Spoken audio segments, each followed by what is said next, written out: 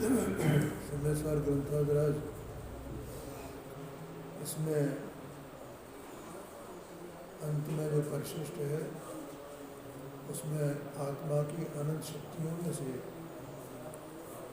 47 शक्तियों को टीकाकार आचार्य देव ने परिभाषित किया है। इसमें आज अपन 46 नंबर की अधिकरण शक्ति है, उस पर जो पूज्य गुरुदेव जी का व्याख्यान है उसमें से उसके स्वरूप को अपन समझेंगे। देखो इसकी परिभाषा है तो संस्कृत में देखना पड़ा, इनके पास किताब है। भाव्यमान भाव आधारत्वमयी अधिकरण शक्ति। भाव्यमान माने जो होने योग्य भाव है, क्षण क्षण क्षण क्षण जो भाव होता है ना, पर्याय होती है, परिणमन होता है। वस्तु तो अभेद एक है, ठीक है, और वो वस्तु गुण पर्यायात्मक है। और उस गुण पर्यायात्मक वस्तु में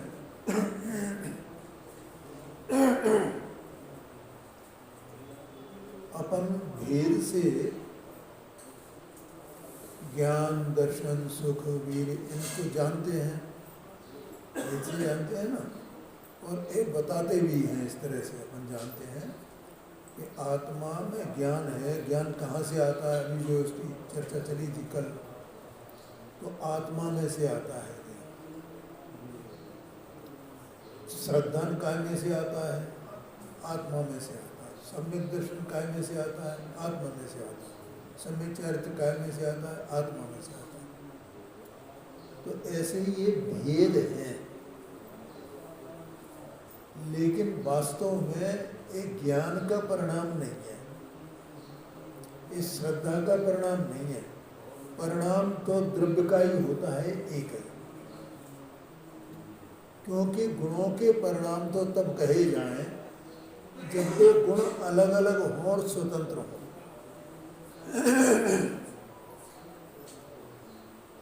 क्या कहा? वैसे हमने जानने को जाना ना, तो ये हमारी बुद्धि की कमजोरी है कि हम जानने को ज्ञान से जान रहे हैं, उससे है? और हम सर्वथा ऐसा भेद मान लेते हैं, और वो वास्तव में द्रव्य का ही परिणाम है।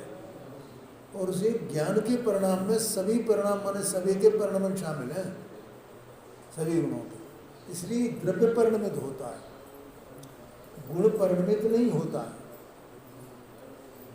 जैसे एक परमाणु है, तो परमाणु है तो उसमें स्पर्श, रस, गंध, वर्ण, अस्तित्व, वस्तुत्व, प्रमेयत्व, प्रदेशत्व सब कुछ है कि नहीं है? ठीक है। अब उसमें से स्पर्श गुण का अलग परिणमन होता है क्या? रसगुण का अलग परिणमन होता है, अस्तित्व गुण का अलग परिणमन होता है क्या? क्या होता ही नहीं है। वो तो एक परमाणु स्वयं पूरा स्वयं ही परिणमता है, एक एक गुण का परिणमन नहीं होता है। ये तो अपन वस्तु के स्वरूप को समझने के लिए, समझाने के लिए ऐसे भेद से कथन करते हैं। बोलो, समझ में आया ना? ऐसे ही आत्मा जो असंख्यात प्रदेशी वस्तु है, तो ये अनंत गुणों का पिंड है ना, तो उसका एक एक वो जो एक एक प्रदेश है, उस वो एक एक प्रदेश भी अनंत गुण में ऐसा ही है ना, और उसमें भी कोई गुण अलग अलग नहीं है। जैसे परमाणु एक, आत्मा के असंख्यात प्रदेश में आत्मा का प्रदेश एक। आया कि नहीं आएगा? आत्मा असंख्यात प्रदेशी अखंड वस्तु है, और पुद्गल एक परमाणु वाली अखंड वस्तु है। वो एक परमाणु वाली, एक प्रदेश वाली। तो उसमें जैसे उसके अपने अनंत गुण हैं, उसका पिंड वो एक परमाणु है। ऐसे ही आत्मा असंख्यात प्रदेश अनंत गुणों का पिंड है। लेकिन उसका असंख्यात प्रदेश है, इसलिए एक एक प्रदेश भी वैसा ही है ना। अगर वो एक एक प्रदेश वैसा नहीं होगा तो द्रव्य की अखंडता कैसे रहेगी? हाँ जी, हाँ जी। असंख्यात प्रदेशी होने पर भी वो द्रव्य की अखंडता है, क्योंकि एक एक प्रदेश में बिल्कुल वैसे के वैसे ही अनंत गुण, अनंत गुण, अनंत गुण, अनंत गुण, अनंत, ऐसा अखंड द्रव्य है। वो अखंड द्रव्य अपन ही स्वयं है, ये देही प्रमाण और देह से भिन्न स्वतंत्र सत्तावान पदार्थ। क्या भैया कपिल भाई, समझ में आया नहीं? ऐसी वस्तु अपनी है। तो यहाँ तो ये मुझे बताना था कि ये बिल्कुल ये ऐसा समझ लो भैया, ये सब बातें ऐसी हैं जरूरी जानने के लिए, अपने स्वरूप को जानने के लिए। नहीं तो अपने स्वरूप को शंका बनी रही कि कैसी अपनी वस्तु अभेद और अखंड कैसी है। ठीक है। अब ये जो अनंत गुण है, अनंत गुणों वाला जो द्रव्य है, उस द्रव्य की जो एक एक समय की पर्याय होती है, उसको यहाँ भाव्यमान कहा।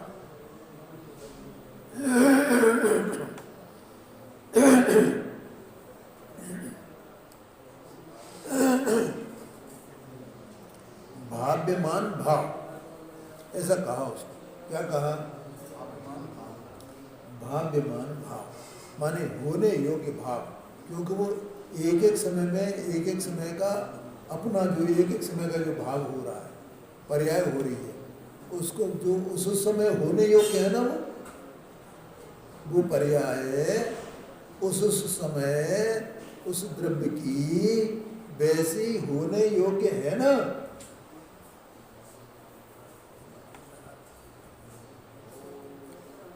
चाहे वो छदमस्त ज्ञानी की सम्यक दर्शन ज्ञान चारित्र वाली पर्याय हो, चाहे केवल ज्ञानी की पर्याय हो, केवल दर्शन की पर्याय हो, अनुसुख की पर्याय हो, वे सब क्या हैं? वे सब अपने अपने स्व स्व काल में होती हैं। इसलिए भाव्य, भाव्य माने होने योग्य भाव, होने योग्य परिणाम। बोलो समझ में आया कि नहीं? अब ये भाव्यमान भाव का आधार कौन है, कहाँ है? हाँ, देखो ये जो आधार शब्द है ना, तो आधार शब्द का मैंने विचार किया और उसका निरुक्ति अर्थ माने ये कहाँ से उद्भव हुआ है इस आधार शब्द का, ऐसा मेरे विचार में आया। अब मैंने आगम से कंफर्म नहीं किया है, लेकिन मैं मानता हूँ कि शायद उसी में। आधार में धार शब्द है ना, और धार शब्द धारण करने से है। क्या कहा? हाँ जी, हाँ जी, मैं ऐसा मान रहा हूँ।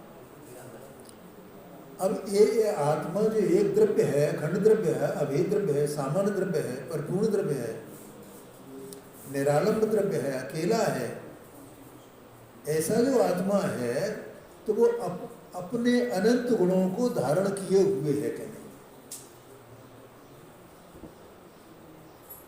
अनंत शक्तियों को धारण किए हुए है कि नहीं? आया कि नहीं आया? तो ऐसा उसका उन गुणों का आधार कौन है, और उस परिणाम का आधार कौन है जो उसका समय समय होने योग्य जो परिणाम वो हो रहा है? क्योंकि गुणों के बिना परिणाम होगा नहीं। अनंत गुण है तो परिणाम हो रहा है अपने अपने स्व स्व काल में। भैया कभी समझ में आया? पर्याय समझ में आने की ना, पर्याय परिणाम, बदलना बदलना बदलना बदलना बदलना, ऐसा इस घड़ी में टिक टिक टिक टिक टिक टिक चलती रहती है ना, ऐसा उदाहरण के लिए समझना है।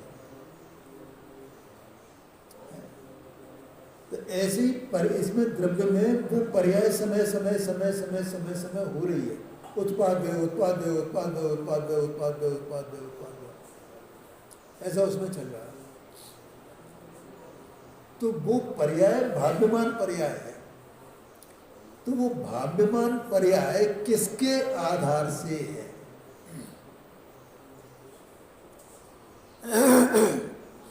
बोलो। क्यों? क्योंकि उसको आत्मा, उसकी जो शक्ति है, उस शक्ति को आत्मा धारण किए हुए है।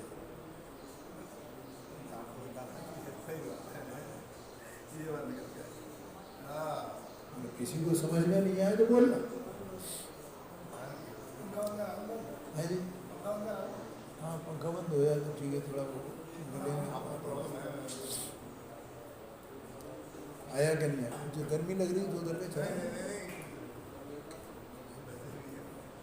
क्या कहा? आत्मा उसको धारण किए वो अनंत शक्तियों को, और अनंत शक्तियां हैं तो अनंत शक्तियां हैं तो उसका वो है परिणमन है शक्तियों का। अरे भैया वो लगा हुआ ना, उसके बगल वाला ही तो है। हो गया,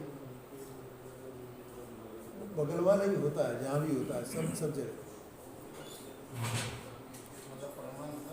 हाँ जी, हाँ जी। तो परिणमन है ना उसका। तो जो पर्याय हो रही है, तो जो गुणों को धारण किया है, तो इसका मतलब पर्यायों को भी धारण किया हुआ है ना आत्मद्रव्य ने। आया कि नहीं आया? गुणों को धारण किया माने पर्यायों को धारण किया है। इसलिए जो गुण पर्यायों का अभेद पिंड है ना आत्मा, ऐसा कहा जाता है। अरे तुझे क्या करना है? तू तो अनंत गुण पर्यायों का पिंड है।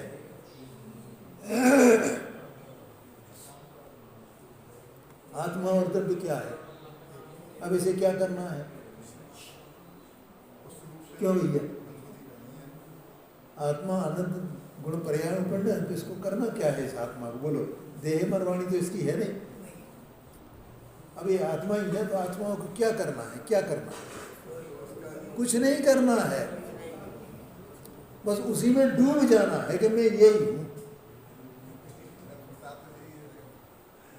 और डूब जाना भी क्यों कहा जाता है? ये भी व्यवहार है, क्योंकि अनादि से अन्यत्र डूबा हुआ है। क्या कहा? अरे तू तो ऐसा ही द्रव्य है भाई, तुझमें कुछ है ही नहीं, निरी अकेला ऐसा अभी द्रव्य है। कहाँ डूबा हुआ है? बाहर बाहर बाहर, देह मन वाणी, इन सब में, रागादिक भाव में, पर्याय में, इनमें डूबा हुआ है। अपने द्रव्य में ये आया ही नहीं, इसलिए वहां से हट जाए। बस एक बार इसका निर्णय करके अपने में डूब जाए। ये भी व्यवहार का कथन है। अरे गजब बात है। द्रव्य तो अभेद ही पड़ा हुआ है ना, इसे डूबने का विकल्प भी क्यों? तू तो अभेद ही है, द्रव्य गुण पर्यायात्मक अभी ऐसा है। बोलो, समझ में आया? क्या करना है? क्या करना है? कितना त्याग करना है? क्या करना है? कितने पंचकल्याण करने हैं? कितनी यात्राएं करनी है? क्या करना है? कितना स्वाध्याय करना है? कितने ग्रंथों को जानना है? उनका अभ्यास करना है? तो कुछ है ही नहीं, तू ऐसी वस्तु है। बस ये पूरा सार इसमें आ गया। आया कि नहीं आया? उसमें नाटक समय सार में पंडित जी साहब ने एक छंद लिखा है, यह निचोड़ या ग्रंथ को। अच्छा, समय सार का सार है ना, सार इतना सा है कि तू ए वस्तु है। बस अब तुझे करना क्या है ये बता। ज्ञान से, दर्शन से भी देख करके वहीं डट जा। जिसने उसको ज्ञान कर लिया, दर्शन कर लिया और वहां डूब गया, तो बस अब सबसे सारे जगह से अलग हो गया कि नहीं हो गया? अब ये लोग जानने में आवे तो नहीं आवे तो क्या फर्क पड़ता है? और वो आ रहा है तो उससे क्या हो रहा है ज्ञान? कुछ भी नहीं हो रहा है। और इतना होने पर ये 3 लोक का पूज्य हो जाता है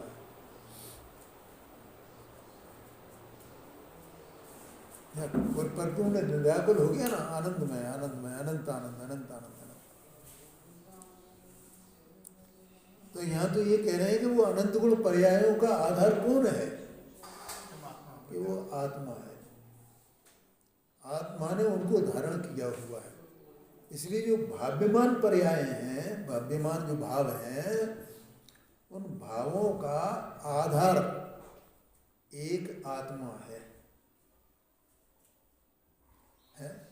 और उस शक्ति का नाम, जिस शक्ति के कारण से आत्मा इनको धारण किए हुए है, इसके कारण से वह भाव्यमान पर्याय उनका आधार ये बना हुआ है, उस शक्ति का नाम अधिकरण शक्ति है।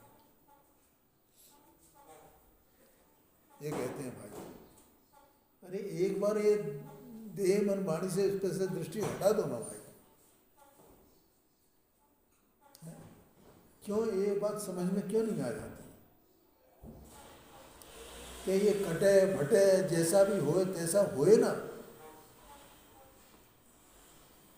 भूखा रहे प्यासा रहे जैसा भी हो तैसा होने दो ना। भोजन करे कि नहीं करे उससे क्या फर्क पड़ता है? ये इसकी क्रिया है ना, इसमें मेरा तो कुछ नहीं है ना। ऐसा अलग क्यों नहीं करता है? एक बार मैं तो अनंत गुणों का पिंड स्वतंत्र सत्तावान पदार्थ हूं। क्या बोलो, किसी को कोई प्रश्न है तो पूछ लेना भैया। पूरी वस्तु अंदर में पड़ी हुई है, पूरी सत्ता है तेरी। हाँ जी, हाँ जी, इधर करना है। मैं ऐसी वस्तु पूरी, आचार्यों ने ज्ञानियों ने गजब का काम किया है। कुछ गुरुदेव जी तो फरमाते हैं ना, ये पंचम आरा के संत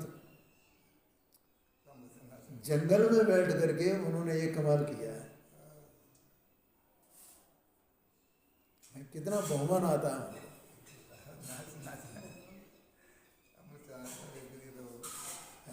ये बात बोलो, अगर ये नहीं होते, कुंद कुंद नहीं होते, उन्होंने ये बातें नहीं बताई होती, अमृतचंद्राचार्य स्वामी नहीं होते, इन्होंने ये बातें नहीं बताई होती हैं, तो कहाँ से गुरुदेव श्री होते, कहाँ से अपन लोग होते, कहाँ से वहाँ से बात आई है बोल। और वे कह रहे हैं भैया, गुरुदेव श्री तो सुबह रोजाना कहते हैं, तो ये निर्णय कर तू भगवान है। अभी मैंने जो बताया ना, ऐसा अंदर में पूरा वो उसी का नाम तो भगवान है। भगवान क्या है? मैंने बोला था ना, क्या करना है, क्या करना है, क्या करना है। तो कुछ करना ही नहीं है, वही तो भगवान है। जिसे कुछ करना नहीं है, जिसे कुछ करना ही नहीं है, वही तो भगवान है ना। अच्छा, द्रव्य गुण पर्याय को तो जानना है, उसके विकल्प तो करना है, कुछ नहीं करना है। ऐसा अभेद वस्तु है पूरा का पूरा।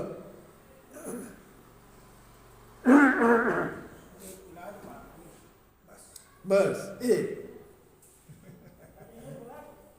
देह मन वाणी ये नहीं है भाई, तू नहीं है ना। एक बार क्यों एक कठोर इसके लिए क्यों नहीं हो जाता है? और सब ये जीवन तो ऐसे ही चलता रहेगा, क्योंकि उसका कारण क्या है कि मैं खाऊंगा नहीं तो, और मैं खा लूंगा तो। अरे ये तो बेकार की बातें हैं। तू खाने वाला पीने वाला है कहाँ? ये खाने पीने की सारे क्रिया, सोने जागने की क्रिया, क्रिया का करता कौन है? पांडे जी। उठने बैठने की क्रिया करने वाला कौन है? भगवान की क्रिया में लगा है। यदि तू खाने से जीता तो मनुष्य क्यों मरता? हाँ जी, हाँ जी। और भोजन बिन नरकों में क्यों जीता? हाँ जी, भोजन बिन नरकों में जीवन, भरपेट मनुष्य क्यों मरता है? पेट भरे फिर भी मर जाता है। ऐसी वस्तु वहाँ देखो, न तो ये कह रहे हैं कि तू भोजन करना, और न ये कह रहे हैं कि तू नहीं करना। ये जो करने न करने की कोई बात ही नहीं है, क्योंकि ये तेरा स्वरूप ही नहीं है। भोजन करना भी तेरा स्वरूप नहीं है, भोजन नहीं करना भी तेरा स्वरूप नहीं है, ऐसा समझना। तो एक बार तड़ाक फड़ाक ये कर लो ना अपना सब, और करने वाला तू ये दे तो सोचेगी नहीं, क्योंकि उसमें ज्ञान नहीं है ना कि मैं अलग हूँ इससे। ऐसा दे तो सोचेगी नहीं, सोचना तो अपने को पड़ेगा। ऐसी वस्तु में हूँ, ऐसा मैं आत्मा, ये अनंत गुण और उनकी पर्यायों का आधार हूँ, उनको धारण करने वाला हूँ, उसमें ये धारण करने वाला हूँ। ऐसी शक्ति ये आत्मा में है, उसका नाम अधिकरण शक्ति है। आया कि नहीं आया? ये आधारत्व में ये शब्द आया है ना, इससे मैंने आधार में से उसको आ को अलग करके और धार को अलग करके धार से धारण किया। एक तो धार वो होती है नदी की धार, और एक धार ये, तो धार में आ मिला दिया, ये उपसर्ग कहलाता है आधार। तो धारण करने की शक्ति है, इसी में ही धरा हुआ है। ये पर्याय कहाँ धरी हुई है? क्या कभी भाई, ये पर्याय कहाँ धरी हुई है? हाँ, उसमें धरी हुई है, इसलिए उनका आधार है। अपन नहीं कहते हैं, बाहर में भी तो ऐसे करते हैं, ये यहाँ धर दो, यहाँ धर दो, यहाँ धर दो, तो उसको आधार अपन मानते हैं ना। ये माइक इस पर टेबल पर रखा हुआ है, ये टेबल जो है इसका आधार है, ऐसा कहते हैं ना, यहाँ धर दो। ऐसे ये धारण किए हुए है आत्मा, ये आत्मा में धरे हुए हैं, इसलिए आत्मा में भी ये सब आत्मा उसका आधार है। तो आत्मा आधार में कोई विशेष शक्ति होगी ना, जिसके कारण से आत्मा उनको धारण किए हुए है, क्या उस शक्ति का नाम अधिकरण शक्ति। आया समझ में?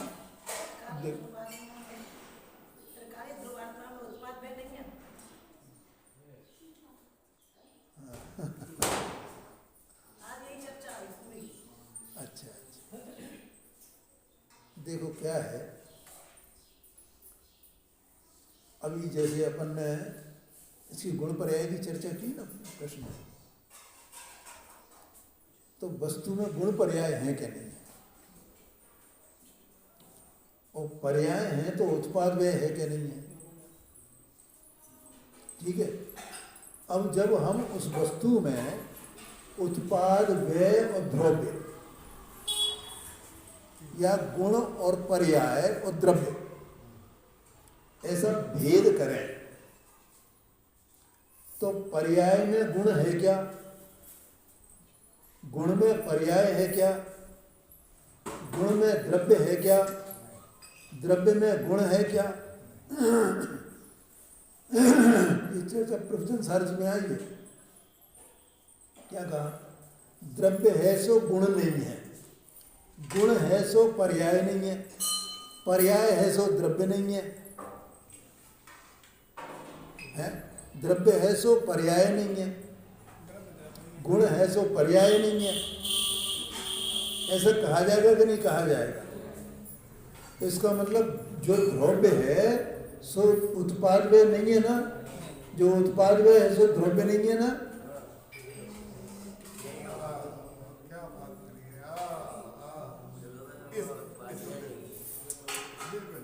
आया कि नहीं आया? लेकिन तो भी तीनों को मिलकर के ही वस्तु का अस्तित्व है ना, उसके बिना कैसे हो सकता है? इसलिए जो उत्पाद व्यय वही द्रव्य है, जो द्रव्य है वही उत्पाद व्यय है। ऐसी भी गाथा आई है उसमें प्रवचन सार जी में। जो द्रव्य है, द्रव्य क्या क्या है कि वस्तु है, सत्स्वरूप है, और उत्पाद व्यय क्या है कि वो भी सत्स्वरूप है, और उसी वही सत्य है ना। उत्पाद व्यय भी सत्य है, द्रव्य भी सत्य है, सब एक सत्य में गर्भित हैं वे।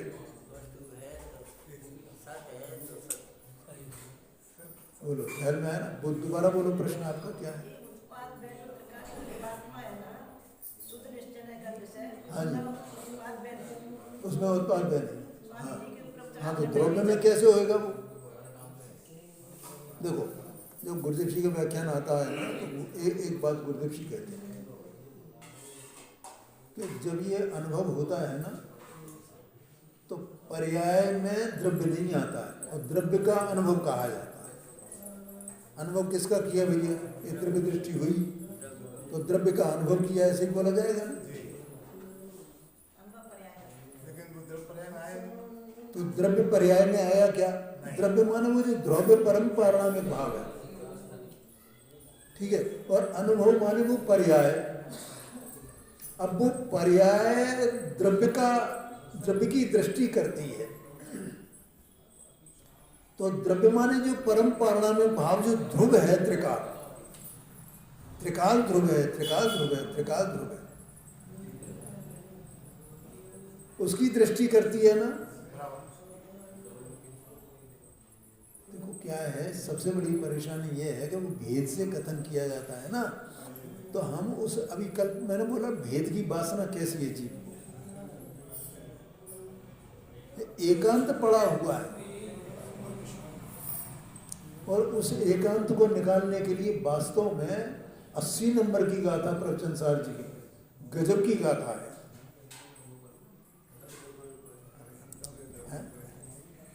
तो वो मैंने वो पर्याय अनुभव कर, तो पर्याय वो द्रव्य को, द्रव्य अलग है पर्याय अलग है क्या? ये द्रव्य पर्याय कहीं अलग है ही नहीं है। और जो कार्य होगा तो पर्याय में होगा ना, तो अनुभव भी पर्याय में हुआ ना। और अनुभव किसका हुआ? उसी पर्याय में जो द्रव्य का स्वभाव व्यक्त हो रहा है। इसलिए कहा कि वो द्रव्य, जो उसकी द्रव्यता है द्रव्य की, वो द्रव्यता, वो परंपरा में भाव जिसको कहा जा रहा है, वो पर्याय में आया ही नहीं है। अगर वो पर्याय में आ जाए, इसका मतलब पर्याय रूप हो जाए, तो पर्याय रूप हो जाए तो उसका अभाव हो जाए।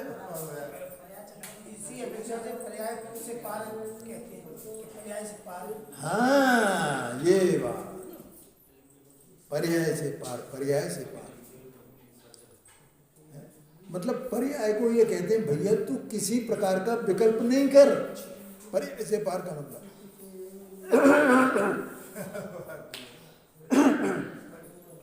और ज्ञानी भी यही जानता है ना, देखो जो पर्याय होती है ना, तो पर्याय अपने को पर्याय के रूप में याद नहीं करती है। दृष्टि की जो पर्याय है, वो पर्याय अपने को द्रव्य के रूप में याद करती है, द्रव्य के रूप में याद करती है। वो उसे पर्याय होने पर वो स्वयं पर्याय है, लेकिन जिसको देख रही है वो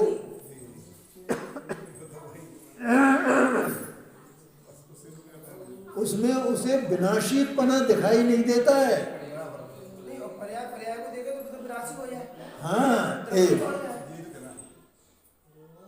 उसे उसमें विनाशीपना दिखाई नहीं देता है और उसका आदिपना उत्पन्न होना भी दिखाई नहीं देता। पर्याय को दिख ही नहीं रहा, उसे तो अनादि अनंतता दिख रही है, अनादि निधनता दिख रही है। क्या दिख रहा है? कूटस्थपना दिख रहा है, अचलपना दिख रहा है, उसे दिख ही नहीं रहा कुछ भी। तो वो अपने को अपने में उत्पाद में माने कैसे? ये बात है, ख्याल में आया नहीं? आज मैंने गुरुदेव जी को सुन नहीं पाया, मतलब चल तो रहा था। हाँ हाँ जी, परमात्म प्रकाश है ना। तो परमात्म प्रकाश मतलब बहुत जबरदस्त अध्यात्म का ग्रंथ है, जबरदस्त, मतलब बिल्कुल ऐसा गजब का काम किया है उसमें। आया ना ख्याल? बोलो ख्याल में आया ना थोड़ा? भैया शांति से समझना, क्या करें। देह मनमाने, इसलिए पहले देह मनमाने को एक तरफ रख दो भैया। आत्मा बस पूरी सत्स्वरूप वस्तु है, उसकी द्रव्यगुण पर्यायत्मकता कैसी है उसको समझना है। आया कि नहीं आया? द्रव्य है, हाँ जी, सत्स्वरूप द्रव्य, हाँ। उत्पाद में द्रव्य सहित है। वो कह रहे द्रव्य पर्याय है नहीं यहाँ, इसलिए प्रश्न किया। हाँ, है हाँ।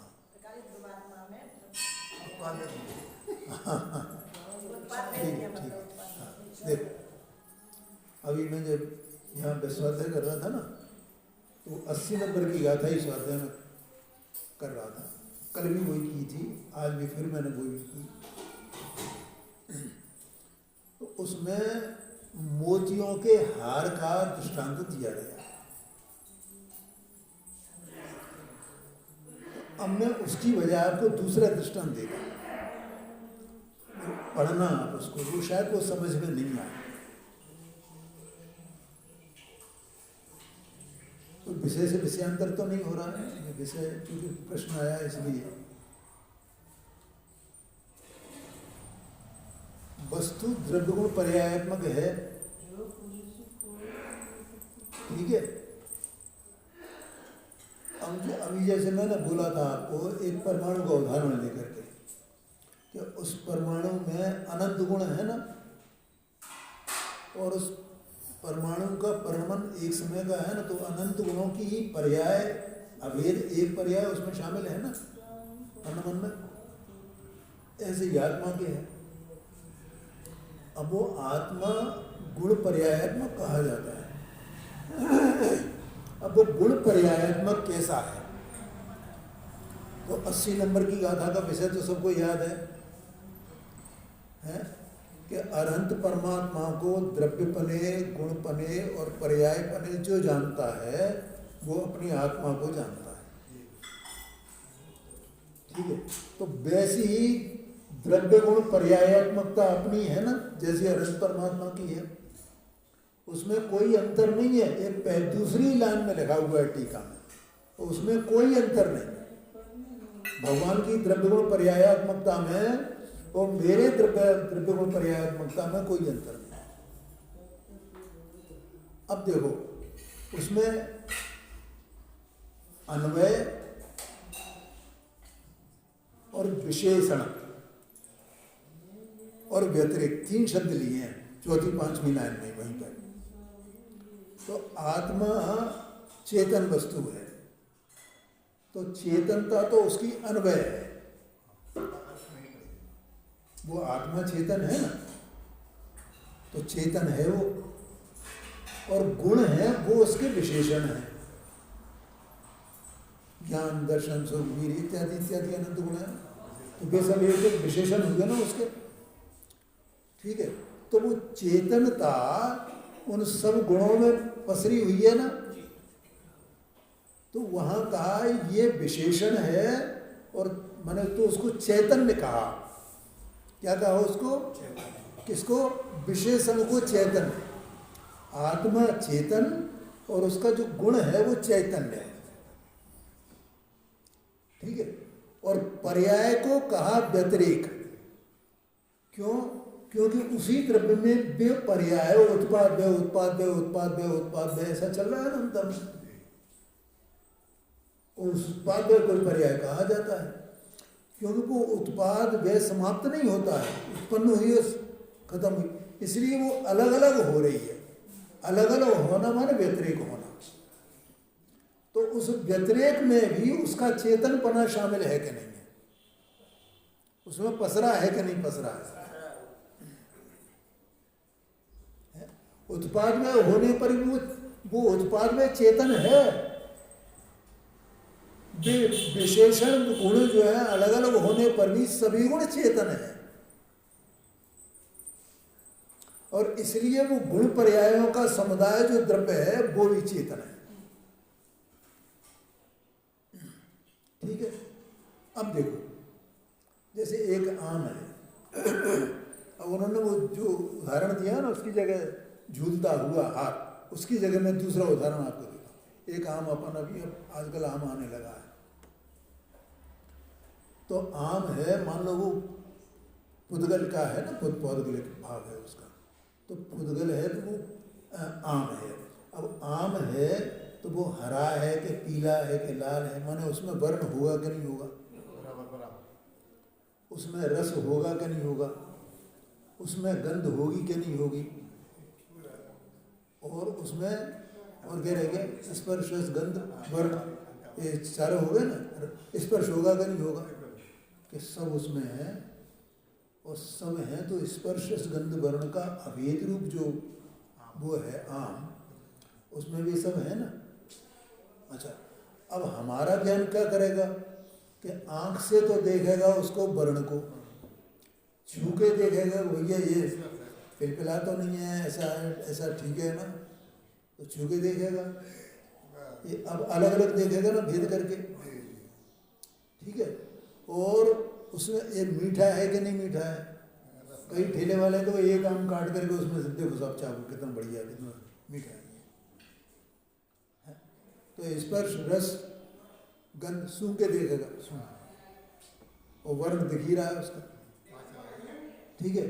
अब आचार्य देव जैसे उसमें कहा कि सबको इनको द्रव्य गुण पर्याय को सबको तूने अलग अलग जाना, तो इनको सबको एक इसमें ही समाहित कर दे। और अपन ऐसे ही करते भी हैं। जब हम उस आम को देखते हैं तो वे सब उसमें गर्वित हैं कि हम भेद नहीं कर रहे हैं ना, हमारा ज्ञान भेद कर रहा है क्या? नहीं। ये सब क्या है? ये सब क्या है? हमारी मैंने वो हमें विकल्प उत्पन्न होता है भेद का नहीं, उस समय नहीं है। जिस समय हम आम को देख रहे हैं तो उस समय न हमें स्पर्श का भेद का विकल्प है, न रस के भेद का विकल्प है, न गंध के भेद का विकल्प है, न वर्ण के भेद का विकल्प है। ये आम है, ऐसा कहा आचार्य देव ने। वो आम है, तू तो बस आम को देख। अभी प्रारंभ में जो मैंने कहा अनंत गुण पर्याय हुए पिंड है, उसको पी के बैठा है, ये उसका आधार है आत्मा। अब क्या करना है, क्या करना है? तो वहां लिखा आचार्य देव ने, ऐसा आत्मा को देख गुण पर्याय वाला, और ऐसा जब तू देखेगा तो कर्ता क्रिया कर्म का भेद धीरे धीरे वो समाप्त हो जाएगा तेरी दृष्टि में से, और आत्मा तुझे जानने में आ जाएगा।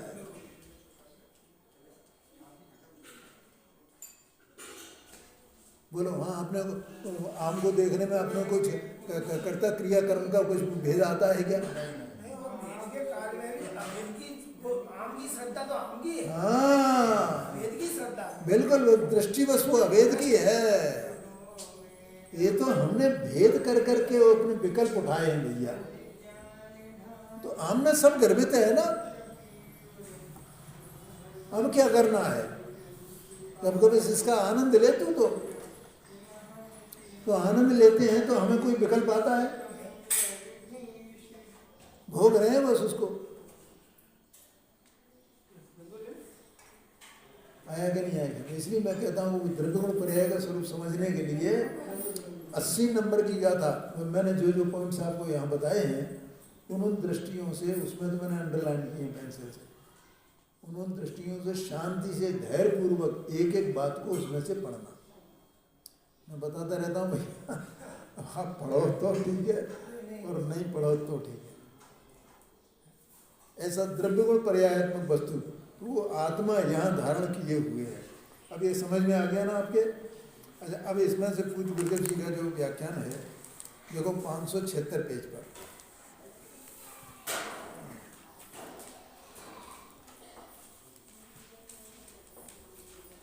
पहले भूमिका है एक तरह से गुरुदेव जी के व्याख्यान में। ये देखो दूसरा पैरा है।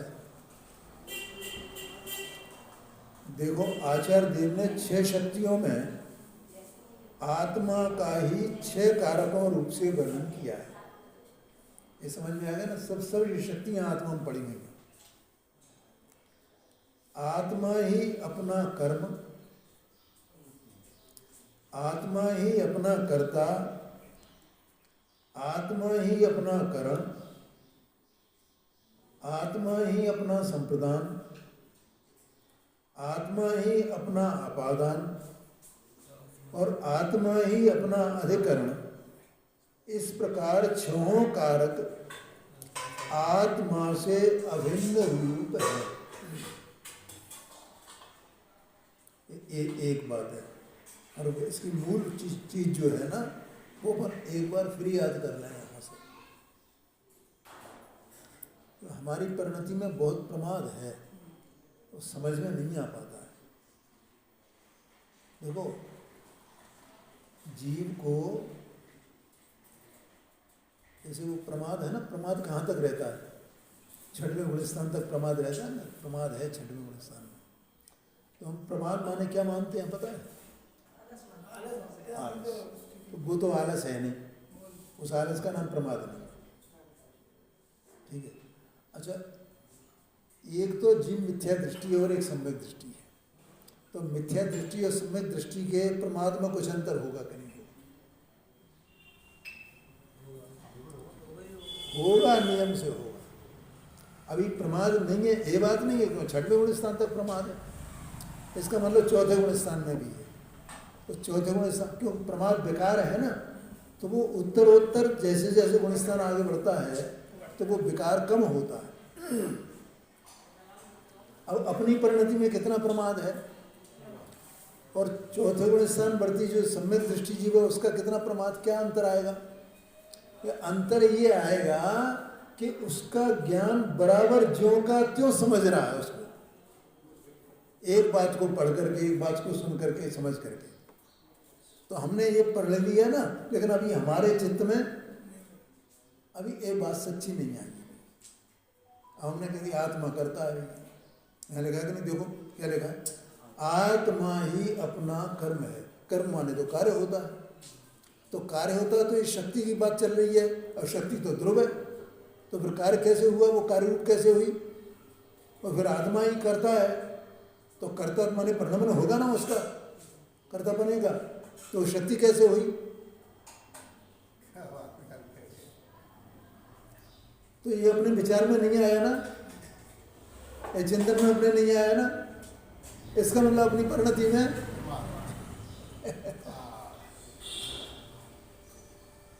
ये समझना आया कि नहीं आया ज्ञान में?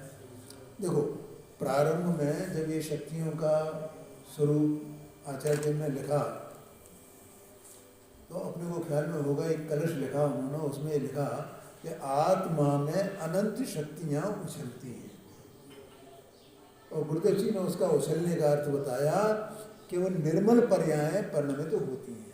आत्मा निर्मल पर्याय रूप परिणमित होता है। ठीक है ना?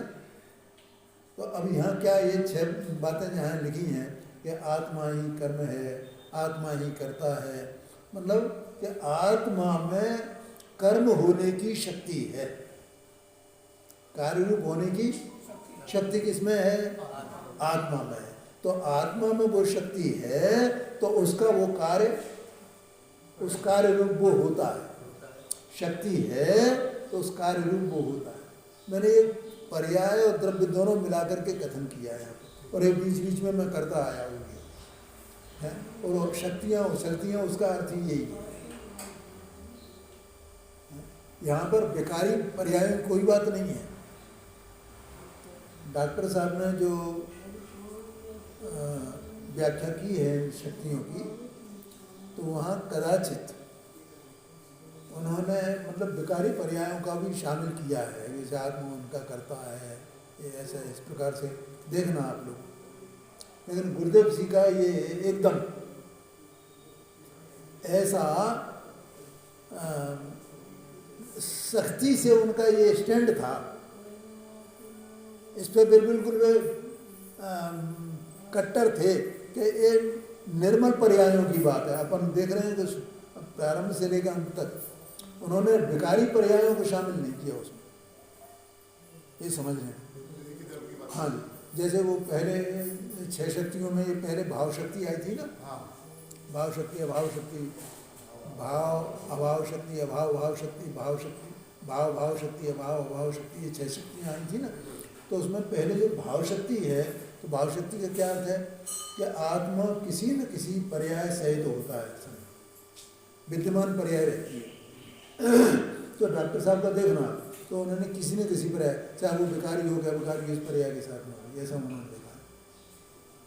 लेकिन गुरुदेव सिंह ने ठोक ठोक के कहा है निर्मल पर्याय की बात है, कहीं भी मलिन पर्याय को उन्होंने शामिल नहीं किया। क्यों? वो अमृतचंद्राचार्य स्वामी का उनका अनंत पर्याय, अनंत शक्तियाँ उछलती हैं, वो तो निर्मल रहेगी बात। तो निर्मल पर्याय की बात है। अब ये अगर वो निर्मल पर्याय को दृढ़ता पूर्वक अगर नहीं लेंगे, शक्ति से नहीं लेंगे, तो ये जो शक्तियाँ हैं ना, जो कारकों वाली शक्तियाँ, 6 शक्तियाँ, इनका कथन कैसे किया जाएगा? फिर तो राग को आधार मान लिया जाएगा। और तो मलिन का तेरा स्वभाव ही नहीं है। हाँ, ये बात, यहाँ से शुरू किया है तो मलिन का तेरा स्वभाव ही ये बात है। तो उसमें से क्या आएगा? कौन उसका साधन, उनका साधन कैसा होगा? उनका साधन आत्मा है, तो क्या आत्मा विकारी पर्यायों का साधन होगा क्या? निर्मल की बात है। हाँ, उसको वो विकारी पर्यायों को लेने वाला होगा क्या? देने वाला होगा क्या? उसका आधार होगा क्या? क्या ऐसा है ही नहीं। इसलिए बिल्कुल मैंने पहली शक्ति से, चित्त शक्ति से, जीवत्व शक्ति से लेकर के और 47 शक्तियों में निर्मल पर्यायों की ही बात की है। और ऐसा दृढ़ता पूर्वक समझना भैया अपन भी, ये बात है। आया कि नहीं आया? तो देखो इसमें एक बात, इस प्रकार छहों कारक आत्मा से अभिन्न रूप है। भिन्न पदार्थों को कारक कहना, वे वास्तव में कारक हैं ही नहीं।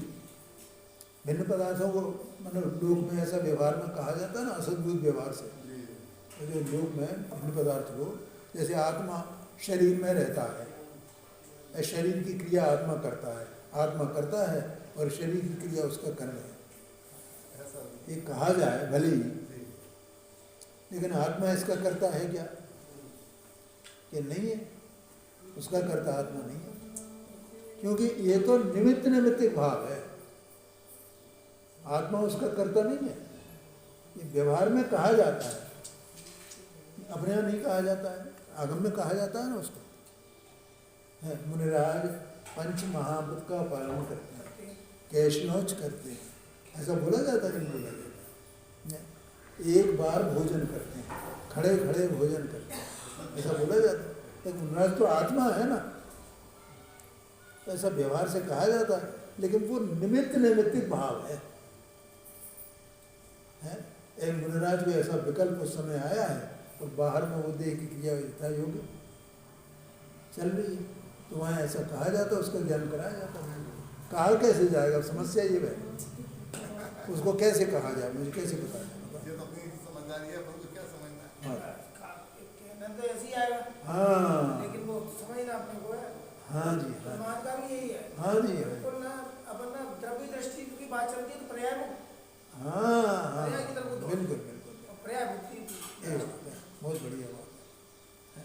तो इस प्रकार से यहाँ ये कहा कि भिन्न पदार्थों को कारक कहना, वे वास्तव में कारक है ही नहीं, निमित्त रूप। देखो कहा 6 कारकों का आत्मा में त्रिकाल अभाव है, निमित्त रूप जो कारक है उनका आत्मा में अभाव है, और इन स्वभाव रूप 6 कारकों का आत्मा में त्रिकाल सद्भाव है।